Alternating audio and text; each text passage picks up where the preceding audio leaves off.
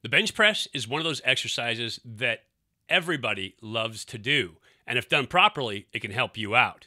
But if not, it can get you in trouble. We're going to talk about the bench press with former NFL, Major League Baseball, and NCAA strength coach Ethan Banning coming up right now.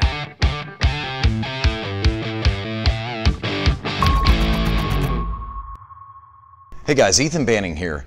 In my 20-plus years as a strength coach in the NFL, Major League Baseball, the college level, high school, and private sector, one thing that always has come up in conversations is making sure that we've got shoulder health with our athletes.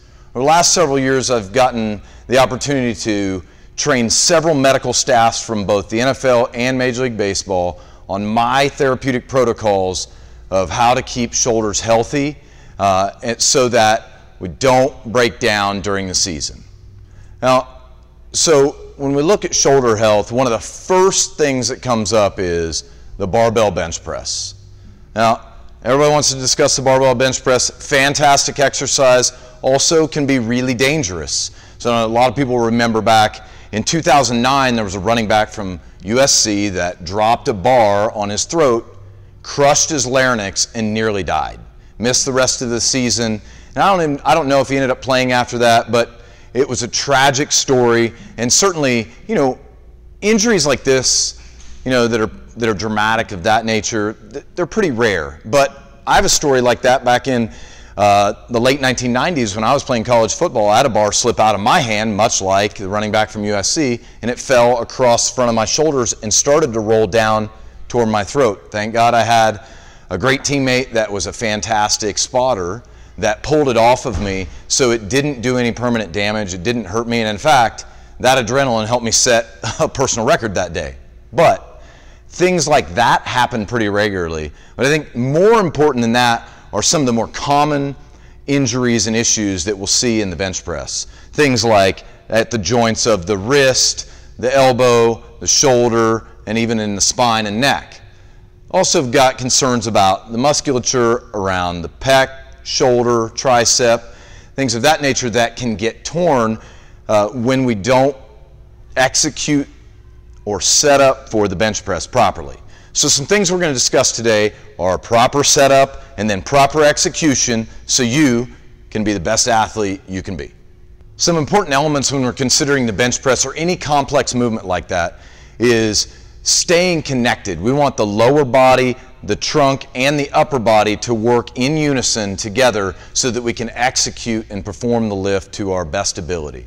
So we've got to make sure that we have proper setup and execution. So I say all the time, strength and power are meaningless without posture and position, right? So if we can lift a ton of weight in the weight room, but we can't execute on the field and take that strength into a playing surface situation, it really doesn't help us. So learning how to connect the entire body together and stay in a great posture position, really important and something we can do in the bench press. So we're going to talk about how to retract and depress the scapula, drive the humerus into the proper position, make sure that we get the pec to splay so that we're using more of the pec muscle, making sure that we're using our levers properly, and pressing our body down into the ground so that we can lift as much weight as possible and hope that that exercise transfers to the field or court.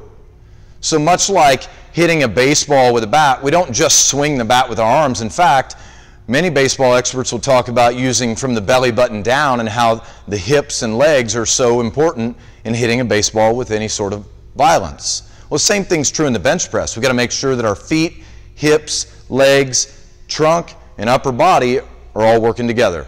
So we're going to illustrate for you today with some video about how to do that, proper keys to set up so that you can have a great bench press. One of the things that we've done to make sure we have success in our bench press is set some standards. We have a standard position we're going to be in.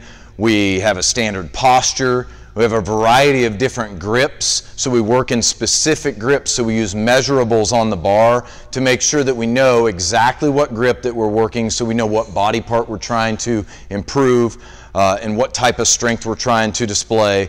So the other thing that we make sure we do a lot of is we use our opposing muscle groups. So when we press I want to make sure that we're doing 2 times as many of the opposing muscle groups as we are the pressing group. So pressing versus rowing, 2 times as many rows as we do pressing. Really important and critical to have a great bench press and healthy shoulders. Because we work with a lot of baseball players at this point, we don't do as much full range of motion barbell bench press. But when we do, we think it's critical that we master our body weight in a push-up, we master a floor press, we master dumbbell work at different angles before we get into the barbell bench press. Make sure that you've mastered a variety of different movements before you get to the barbell bench press. Because of the complexity of the nature of the exercise, I want to make sure we've done all that. So it seems pretty straightforward at first. And just lay under the bar and press the bar away. It's really a lot more to it than that. And so without further ado, we'll just get into showing you what that looks like. So we could show proper technique in the bench press. We brought our bench press expert in here. No, really, this is Gabriella. She's my eldest daughter. And she's not ever done any barbell benching before. So I think it's really valuable that we help her learn how to do it on camera so that you can take those lessons at home and apply them to your body and your bench press and make you a better athlete. So Gabby's going to turn around here. We're going to talk about shoulder health. So we want to learn how to pull the shoulder blades together and pull them down. So she's going to create a nice arch when she's on the bench press, when she has her feet in the ground, so that it pulls. And if we turn her sideways, you can see the shoulder pulled back like this. We don't want it rolled forward like that. This is a really common error. People lay on the bench press really flat, and we want to pull the shoulder blades together, depress the scapula down and back so that it creates an arch and puts the head of the shoulder in a really good position to execute the lift. So we'll have Gabby get set up here.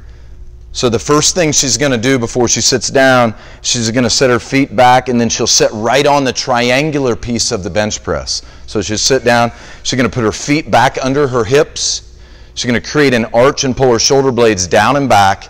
Now, one thing we did before this is we realized that the bar needed to be a little bit lower for her than it would, say, for me. So we lowered the bar down. We want to make sure the position of the rack and the bar is ideal for the person executing the lift, right? So what you can see here is she's created an arch so my hand fits under her back, but her butt is still on the bench press. Her feet are going to push in the ground.